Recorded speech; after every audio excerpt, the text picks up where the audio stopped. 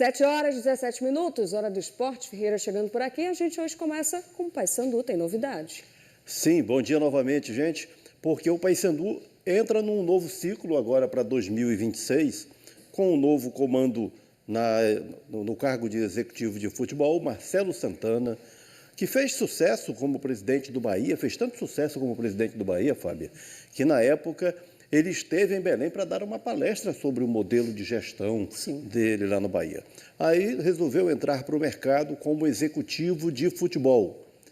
E até agora não teve assim nenhum trabalho que lhe desse grande projeção. Então faz uma aposta no Paysandu, como o Paysandu faz uma aposta nele. O sucesso do Marcelo Santana no Paysandu será uma impulsão para ele e, obviamente, para o Paysandu também. É essa a ideia. Então, Marcelo Santana foi apresentado ontem pelo Clube Bicolor. A temporada 2026 já começou no Paysandu. Prova disso foi a apresentação do homem responsável pela gestão e contratações do clube, o executivo de futebol Marcelo Santana. Aos 43 anos, tem currículo no futebol brasileiro. No ano passado, esteve no Vasco da Gama. Antes, estava no América de Natal, onde foi campeão estadual invicto. Porém, o trabalho mais marcante foi no Bahia, e não como executivo. Como presidente de clube mais novo entre as séries A e B, liderou o Esquadrão de Aço em um título da Copa do Nordeste, no acesso à Série A em 2017. E com a experiência de ter vivido os dois lados, a visão sobre as decisões são diferentes. Ter essa visão é um diferencial, sim, e entender como a gente consegue casar o modelo de jogo, que é a minha responsabilidade junto com o treinador, com o nosso modelo de negócio. Contratado pelo Paysandu no meio de novembro, já tomou a primeira grande decisão pensando no próximo ano. Júnior Rocha será o novo técnico do Paysandu, uma escolha baseada em resultados. O Júnior Rocha tem o 7º melhor aproveitamento de pontos na divisão. Se você considerar treinadores que jogaram mais de uma Série C, o Júnior Rocha ele tem o 4º melhor aproveitamento de pontos da Série C nesse período. E das 3 vezes que ele disputou a competição nesse formato, em todas o seu time chegou à fase classificatória, de disputar o acesso no quadrangular final. Quanto ao orçamento para contratar jogadores, isso será um desafio. Os recursos serão menores e antes de fazer qualquer movimento nesse sentido, o primeiro passo é conversar com os 17 remanescentes. Nossa primeira missão é conversar com esses atletas que têm contrato, entender quais deles deseja continuar no Paysandu, é o primeiro ponto. Atleta que não deseja continuar ou tem a dúvida, já não vai continuar na temporada do ano que vem. A gente vai trabalhar com atletas que tenham a vontade de continuar.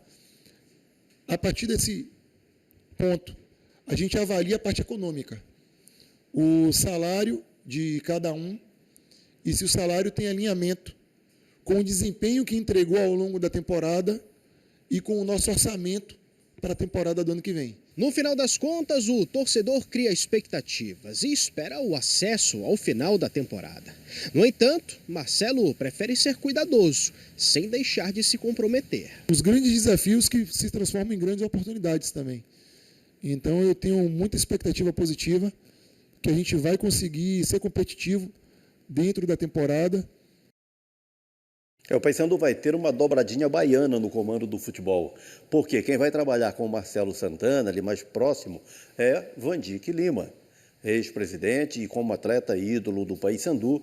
Então, Marcelo Santana, Vandique Lima, os homens que vão dividir funções à frente do futebol do Paysandu. E quando Marcelo Santana disse aí, há 17 jogadores vinculados para 2026, mas aí a permanência vai depender da determinação do atleta em permanecer, ou seja, da vontade com o compromisso de permanecer e também, quando ele diz, de alinhamento entre o valor do salário e a produtividade, o desempenho, nós podemos situar nesse exemplo aí o Rossi.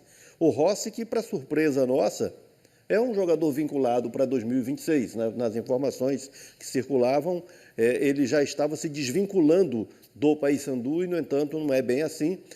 Existe até a possibilidade de o Rossi continuar, mas o Marcelo Santana já deu a letra. Para ficar, vai ter que entrar na realidade financeira do clube. Vejamos, enfim, são questões que estão aí no primeiro desafio do Executivo do Paysandu. Definir dos 17 que estão vinculados quem é que deve permanecer e partir para as contratações, compor esse elenco do Paysandu com a grande missão, que é devolver o clube à Série B ou devolver a Série B ao clube. Vamos seguir agora falando de Remo, porque ontem tivemos uma visita aqui na TV Liberal. No Globo Esporte, o técnico Guto Ferreira esteve presente e claro que agora, depois da conquista do acesso à Série A, as grandes questões no Remo é quem fica, quem não fica, especialmente o técnico que fez tanto sucesso, que conquistou a todos aqui em Belém. Como é o planejamento, como é o processo de montagem do elenco do Remo para a Série A do Campeonato Brasileiro. Isso tudo foi assunto ontem na visita de Guto Ferreira ao Globo Esporte. Nos reforços que você vai trazer, você tem que achar característica, qualidade, experiência, né? E sem perder aquilo que você tem, porque remontar do zero, você atrasa o processo. Então, a ideia é manter uma base desse time? Eu acho que tem que se manter uma base, essa é a minha opinião, né? E vamos debater à medida que a gente esteja dentro do projeto, vamos debater como eles pensam também. Achar as peças para que possa trazer acréscimo, né? Manter uma base, essa base vai trazer uma manutenção de ideias dentro do vestiário, de regras, de foco, de caminho, né? E vai fazer com que quem venha se adapte mais rápido a essa filosofia. E, lógico, achar as peças pontuais que possam acrescer qualidade e aí a sequência de trabalho é tempo e trabalho. Bom, a Série A atual vai até 7 de dezembro, o que significa dizer que os atletas que estão jogando a Série A, tendo um mês de férias, só podem recomeçar atividades lá pelo dia 8 de janeiro. O Remo, como jogou a Série B, vai poder reativar logo depois do Natal.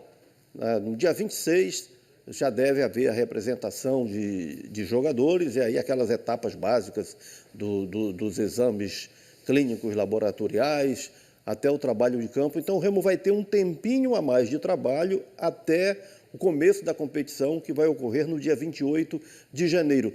Daí a importância da base, como disse o Guto Ferreira, de o Remo manter a base, já começar num processo adiantado, cumprir etapas básicas da preparação, chegar com uma equipe em plenas condições, não no auge, obviamente, em plenas condições dentro de um planejamento inicial, de etapas iniciais de temporada. Então, chegar pronto. Isso pode render ao Remo uma boa condição no início do campeonato. Além do que, e disse muito bem o Guto Ferreira, quando é mantida uma base, jogadores que chegam se adaptam ao que já está estabelecido. Uhum. Há lideranças ali que orientam no processo e isso facilita a adaptação de quem chega. Então, o Remo já tem todo um desenho para 2026, obviamente tendo que agora buscar jogadores num nível de qualidade mais elevado para dar a esse time um suporte maior para o que vem por aí. E o Guto falou mais ontem, muito mais. Falou mais, mas antes de puxar o assunto do que o Guto falou, vamos aqui fazer um exercício. Vamos lá. Xenofobia em relação à origem da pessoa, quando há preconceito pela origem. Sim, certo. Né? Racismo em relação, sobretudo, à cor da pele. O que mais que tem aí? Estou falando do que é politicamente correto hoje, das fobias que estão aí, dos preconceitos. Homofobia também. Homofobia. Pois bem, nós vivemos a experiência na campanha do Remo, daquela questão lá de Florianópolis, com as condutas de xenofobia, de racismo, sim, daquela torcedora do Avaí. Por que eu estou dizendo tudo isso? Porque o Guto Ferreira é avantajado, né, Fábia? É avantajado, é gordo. Então, quando ele chegou a Belém, o apelido dele pegou mesmo, né, Gordiola. Mas quando ele chegou a Belém, nessa onda do politicamente correto, as pessoas, em geral, evitaram Falar sobre isso. falar o apelido. usar o apelido do Gordiola, que é uma relação, uma alusão ao Pepe Guardiola, Sim. Lá o técnico consagrado na Premier League. Então, ontem no Globo Esporte foi colocada essa questão de um telespectador sobre o apelido Gordiola, como o Guto Ferreira convive com o apelido. E veja como ele acaba dando um belo exemplo. O Gordiola foi instituído de uma maneira carinhosa, né? Foi uma relação, um nome que me trouxe um pouco mais de humanidade para minha pessoa, que sempre fui carrancudo no banco ali, né? Passava uma outra imagem e eu acho que humanizou e me aproximou do torcedor. E foi usado no momento que a gente vivenciava um grande momento técnico na Ponte Preta, com um aproveitamento muito próximo do que nós conseguimos aqui no Remo. Bonecos do Gordiola. Estou cochichando aqui, já avisando para a galera que eu vou chamar aqui os bonecos do Gordiola. Agora, a abordagem que ele fez aí, de como que ele convive com isso, né? Que ele se sentiu mais humanizado, mais próximo dos torcedores, que isso mudou até o perfil dele, que era carrancudo e se tornou mais simpático. Essa figura do Gordiola, né? Que rendeu bonecos, ilustrações em clubes por onde ele passou. Nós temos uma tela do Gordiola já aqui no ar, olha só. Olha aí, Fábia. Quando ali a primeira ilustração dele com o Pepe Guardiola, né? Foi criada aquela arte ali. Quando o Guto Ferreira, isso surgiu quando ele estava na Ponte Preta. Depois ele foi para o Internacional, e aí se falou muito do Gordiola, principalmente quando ele chegou ao Bahia. E no Bahia foi criada essa figura aqui. Abra uma imagem para eu poder aqui mostrar melhor, por favor. Então, ele aqui quando chegou ao Bahia. E no Remo, você vê que foi criada, alguém fez uma arte criando... Só trocou a camisa. Exatamente, a mesma figura do boneco do Gordiola, do Bahia, aqui no Clube do Remo. Mas quem teve a maior sacada aí foi o Ceará. Quando o Guto Ferreira estourou, fez um grande sucesso lá no Ceará, o Ceará lançou o boneco Gutinho. Você vê o Guto de cabeça chata. É o Guto de cabeça chata, né? A figura do Gutinho. Aí até rendeu uma grana lá, uma operação de marketing do Ceará. E aí, bem legal ver como o Guto Ferreira convive com isso de uma forma muito leve e aceita esse apelido que ele ganhou na Ponte Preta, que foi colocado pelo jornalista Flávio Prado, porque ele estava fazendo um grande sucesso na Ponte Preta, e aí o Flávio Prado, o jornalista, disse o seguinte: olha, nós não temos Guardiola, mas nós temos Gordiola. E o apelido foi muito bem abraçado. Está aí a figura do Gordiola, grande sucesso aqui em Belém, no Clube do Remo também. Maravilha. A gente teve Guto Ferreira ontem no Globo Esporte, mas hoje também o Bom Dia Pará recebe uma presença especial. Daqui a pouco nós vamos ter o presidente do Clube do Remo, Antônio Carlos Teixeira. Vamos conhecer melhor o planejamento do Remo para a desafiadora temporada 2026 que está chegando por aí. Então acompanhem, fiquem na expectativa, mas agora a gente sai do profissional, times amadores.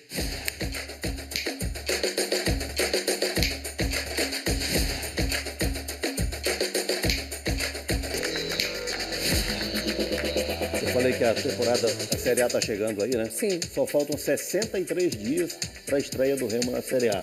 Eita, contagem regressiva mesmo. Então. Olha aí o AFC da Liga de Icoaraci, abrindo o desfile dos amadores aqui no Bom Dia. América da Passagem Vitória, capital. Avançando agora com Barbosinha. Barbosinha, terra firme, Belém. Chegou a vez do Borussia de Primavera, que é o time aí de amarelo, né, que está junto com o Resenha do Castanheira, bairro aqui de Belém, que está de branco. E agora, Clube das Palmeiras, time 60, lá de Castanhal, conheço grande parte dessa galera aí. Conceição é o atual campeão da Copa Rural de Castanhal, a Copa Rural do ano passado, né? É o campeão da Copa Rural do ano passado, está em disputa agora a Copa Rural lá em Castanhal de 2025. 10 de cada. Não há dúvida de que isso aqui é uma alusão à vaquinha, né? A vaquinha para as despesas do jogo. Boa. 10 de cada. Jardim Amazônia, Ananindeua. Dá uma boa grana aí. Escolinha do Leandro Cearense e do Amaral, dois ex-profissionais que rodaram, principalmente o Leandro Cearense, teve boa rodagem aqui no futebol da capital e do interior. Agora eles juntos trabalham com essa escolinha lá no município modelo. Quem vem agora?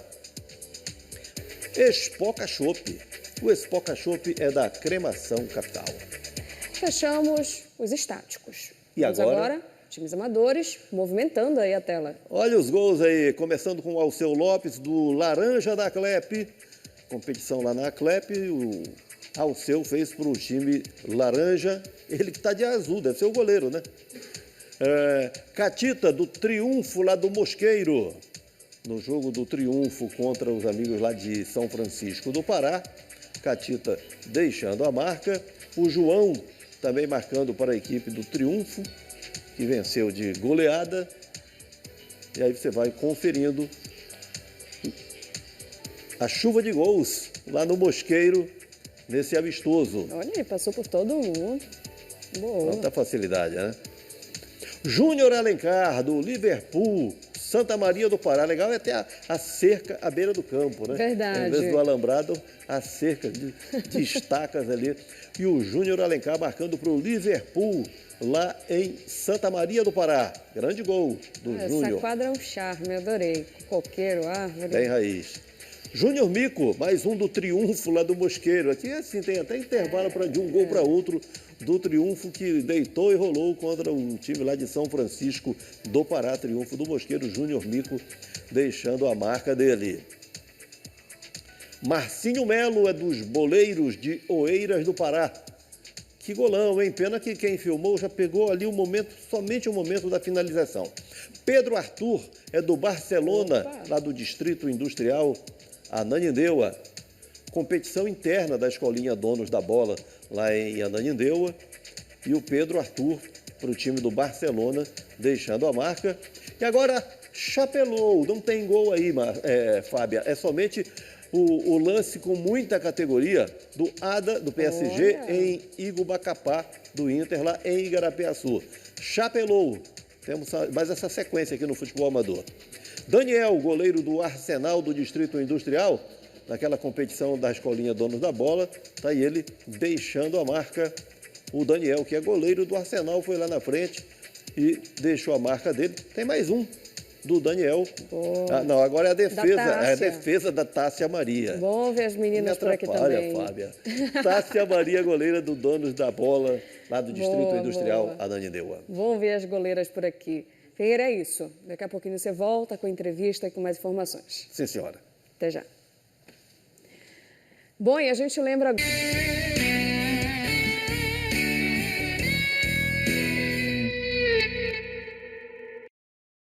8h13, segundo tempo do esporte chegando. Ferreira já por aqui. Já vamos de amadores.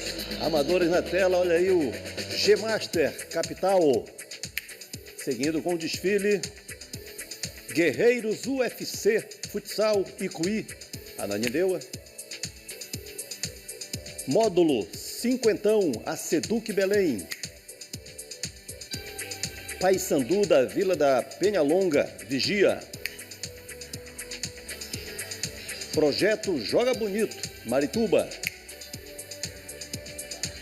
Santa Lúcia, campeão quarentão de Castanhal. Solitrão. Esses são os sedentos aí. Solitrão, Conjunto Albatroz, Marituba. Torino, do Barreiro, Belém. Trem Bala, do 40 Horas, Ananindeua. Vila Nova, Marambaia, Belém. Fechamos aqui o desfile das fotos dos amadores. Aí eu quero dizer o seguinte, amanhã nós vamos mostrar os gols mais bonitos de novembro. Sim. E já vamos apresentar aqui o vencedor do da nossa disputa aqui, do nosso campeonato da obra de arte, né? O Agnaldo, seu boneco, vai ser jurado aqui na escolha do gol mais bonito. Amanhã, portanto, a gente vai ter aqui a definição, a escolha do gol mais bonito do mês de novembro, que vai levar como prêmio a tela do artista Apolo Neves. Vamos aí ficando na expectativa para ver quem leva neste mês. Vai ser disputado. Então, Ferreira, vamos falar de Paysandu? o Paysandu, que inicia esse novo ciclo agora sob o comando do Marcelo Santana, o novo executivo de futebol, que foi apresentado ontem, vai trabalhar junto com o Vandique Lima na gestão do futebol, já contratou o técnico Júnior Rocha e agora os três, Marcelo Santana, Vandique Lima e Júnior Rocha, trabalham na definição do elenco do Paysandu para 2026. Missão fundamental do Paysandu, voltar para a Série B, mais do que missão, um grande desafio do time bicolor, que teve um ano pífio em 2025, sobretudo pelo rebaixamento, né? Vamos agora falar de Leão e agora, finalmente, o que a gente está anunciando desde cedo. Pois é, temos aqui no estúdio o presidente Antônio Carlos Teixeira, que eu convido aqui a conversar conosco. Bom, antes de mais nada, parabéns ao presidente Rei do Acesso, né? Obrigado. Parabéns, presidente, Obrigado. bem-vindo. Muito obrigada pela sua presença aqui com a gente. Prazer é nosso, muito obrigado pelo convite.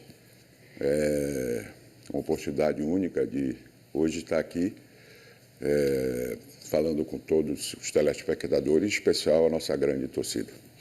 Pois é, eu falei do Rei do Acesso pelo seguinte, o Remo, de 92 para cá, com 92 foi a última subida do Remo à primeira divisão. Na época, a primeira divisão, que agora a gente chama de Série A, né, presidente?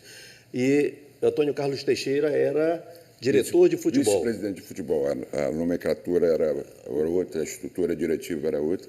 Hoje não existe a figura de vice-presidente de futebol. Do dirigente estatutário. Exatamente. Né? Então, ele era o dirigente estatutário do futebol, vice de futebol, em 92.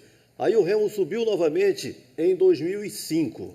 Você era vice-presidente na diretoria. Nós subimos em 99, 2000, naquela Copa João Avelange, e numa armação... Que é o acesso que não vingou. Exatamente. Tá. Eu era o presidente da junta naquela ocasião. Era presidente do clube na condição de presidente da junta governativa no acesso de 2000 para 2001, Exatamente. Que não vingou. Né? Enfim, houve uma... Assunto que você já trouxe aqui no baú, inclusive. Já trouxe no baú. O Remo foi trocado pelo Botafogo de Ribeirão Preto, naquela questão. Aí o Remo voltou a subir em 2005, você era vice-presidente. Vice-presidente executivo. Exatamente. O outro acesso foi o de 2015, aí você não estava com cargo. Acesso no ano passado e acesso este ano. Tivemos o acesso em 2020, na pandemia, que eu era o vice-presidente. E depois, agora, da C para B e da B para A, na qualidade de presidente. É muita honra, muito importante isso na minha vida. 5 acessos? 5 acessos. Maravilha. Tá bem, presidente, a gente estava até falando essa semana, né, de comemoração, de celebração, mas também, imagino, de muita preocupação, bater cabeça. Como é que está sendo essa semana agora? Mãe. Agora a gente está preocupado agora com a montagem do elenco para a Série A.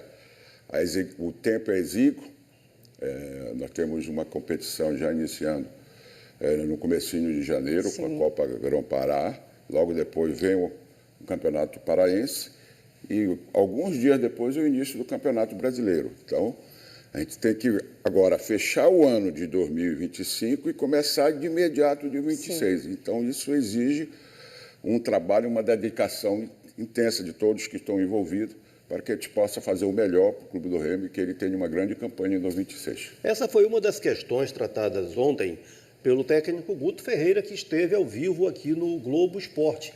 A montagem do elenco para a Série A 2026. O objetivo é estar dando continuidade, né?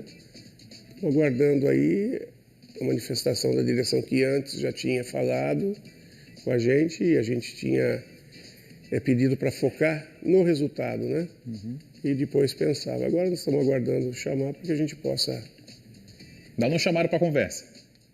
De forma definitiva não, só ouvi uns comentários, mas ainda... Mas também está bem recente, né? A coisa está... Ainda o movimento está muito intenso para todo mundo. Bom, então agora eu lhe transfiro a pergunta. Guto, fica ou não fica? É interesse do clube e é interesse dele. Agora vai depender da negociação, no sentido de ver os valores, né, que estão dentro do planejamento, do orçamento do clube.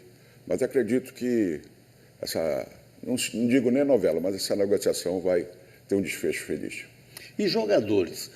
O centro da questão no que diz respeito aos jogadores é o Pedro Rocha, que numa primeira informação que nós tínhamos, ele tinha feito um contrato de 2 anos com o Remo. E agora vem o esclarecimento que não, né? Que ele já fica sem vínculo no final deste ano. Quem tinha contrato de 2 anos era o Viseu. Ele tem um contrato que vence dia 15 de dezembro, mas assim como o Guto, há interesse dele ficar por parte do clube e há interesse do jogador também. O jogador se identificou muito com a cidade, com o clube e com a fé em Nossa Senhora de Nazaré. Então, verdade, ele é muito católico e se ambientou. Acho que unindo todos esses fatores vai contribuir para uma boa negociação e que ele permaneça entre nós. Marcos Braz já é uma questão fechada que fica? O Marcos tem uma situação já definida. Eu sei que tem alguns clubes interessados nele, mas ele também se identificou aqui. Ele gosta da cidade, tá? Gosta do clube e acho que, tenho quase certeza que ele fica com a gente. Mas ele já está participando, inclusive, das negociações de renovação, de contratação e então vamos dar seguimento ao trabalho. E então, já há uma ideia formada de como que o Remo vai funcionar na Série A? Porque é uma subida de patamar com ônus, com bônus e ônus, né? Porque o clube também passa a ter muito mais obrigações, tem um custo que vai se elevar. Mas assim, eu tenho dito aqui que o Remo vai ter, pelas informações que a gente tem, um incremento em torno de 100 milhões de reais nas suas receitas para o ano todo. Diferentemente de que estão dizendo aí, que é 250 milhões, que isso não é a realidade, tá? É mais ou menos nesses valores. 100 a mais do que o Remo já fatura hoje. Exatamente. Perfeito. E então, o que é a prioridade com essa receita? O que tem sido falado é que o Remo estabelece como prioridade absoluta construir o seu centro de treinamento, agora como fruto do acesso à Série A. É isso mesmo? O pensamento é esse. Tem que fazer o trabalho paralelo, né? Dar uma estrutura, montar uma estrutura para que possa dar condições a esse plantel, a esse novo plantel, que é um plantel com um patamar um pouco mais elevado, e que a gente tenha condições desses treinamentos serem lá no nosso CT, né? O pensamento é esse, paralelamente, montar um plantel a nível de Série A, para que a gente possa conseguir os nossos objetivos, porque a gente está na Série A, a gente tem que pensar lá em cima, pensar numa competição internacional, por que não? Claro, tem que estruturar, né, o time para que esteja à altura. Agora, presidente, a gente vai entrar em 2026, tem Série A, que imagino seja o foco principal do Clube do Remo, mas tem outras competições. Como dar conta de todas elas? O que vocês planejam? Você está falando especificamente do futebol, né? Sim, porque o Remo é um clube que tem diversas modalidades. É verdade. Então, nós vamos ter Campeonato Paraense, Campeonato Brasileiro, Copa Brasil e Copa Verde. Dentro do estudo e do planejamento, nós vamos dividir essas competições. Nós vamos priorizar aquelas competições que são rentáveis, que possam levar o Clube do Remo a um patamar maior, né? No caso, na minha visão, Campeonato Brasileiro e Copa Brasil.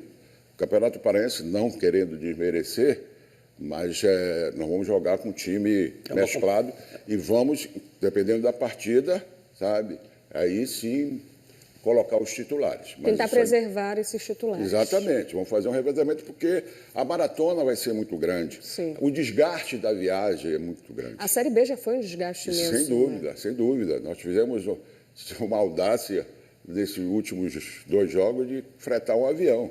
Mas isso o Remo ainda não está nesse patamar que possa fazer isso rotineiramente. Presidente, eu vou voltar ao período da campanha eleitoral, período das suas propostas para o Clube do Remo. Vamos ver o que já é realidade, né, pelo menos no que diz respeito ao futebol. Vamos lá, nós produzimos aqui 2 telas a respeito do período lá dos compromissos, né? E aí estamos destacando 2 dos compromissos. Reestruturação do núcleo de inteligência do futebol, que é ali o trabalho de informação dos analistas de desempenho de mercado, e o departamento de futebol 100% profissional. Isso. Atingiu? Atingiu. Hoje nós temos dentro do departamento de futebol só diretores executivos remunerados. Nós tivemos algumas baixas agora no nosso setor de análise, que vai se recompor agora com contratação de outros profissionais e a valorização daqueles que estão lá.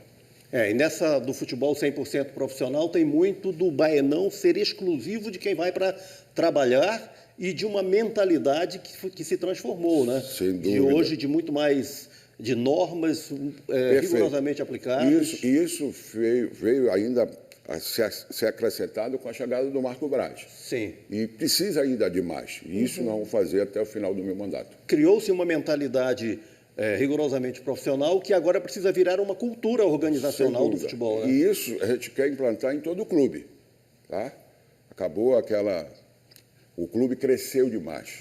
Então nós temos que contratar e temos que ter profissionais devidamente competentes para nos ajudar a botar o Clube do Remo sempre num patamar bem mais acima. Na minha opinião, essa é a verdadeira virada de chave. Né? Mudar a mentalidade, instalar uma mentalidade profissional e que agora isso vire uma cultura do clube para consolidar. Vamos a um outro compromisso assumido aqui de transformação do Remo para a gestão de Antônio Carlos Teixeira, que está no segundo dos 3 anos, né, da presidência do Clube do Remo. Ampliação do núcleo azulino de saúde e performance no CT do clube, que aí o Remo ainda precisa não apenas ter o NASP, mas ter o próprio CT consolidado. Criação da Copa Clube do Remo, com torneios e peneiras em todo o estado para a descoberta de talentos. Em relação ao NASP, nós também já houve um avanço, mas ainda precisamos de muito mais. A ideia, inclusive, é de montar um NASP aqui para os esportes olímpicos, aqui na sede. E, automaticamente, também, quando a gente fala na reestruturação, numa construção do CT, montar um NASP lá dentro também, com os devidos, com a estrutura suficiente para os jogadores serem atendidos lá dentro. Presidente, 30 segundos para o senhor responder para nós. Programa sócio-torcedor, qual é o que vem por aí agora com o Remo na Série A? O Remo vai mudar. O Remo tem um contrato se encerrando agora com a empresa que trabalha no sócio-torcedor e nós estamos com um pensamento, com uma outra mentalidade de fazer uma reformulação, uma remoldagem para que a gente possa trazer cada vez mais aumentar cada vez mais o número de sócios torcedores. Presidente, muito obrigada pela sua presença, parabéns mais uma vez. Obrigada, Ferreira. Essa entrevista aí vocês podem rever no nosso site G1 Pará. Uma boa quarta e até amanhã. Tchau.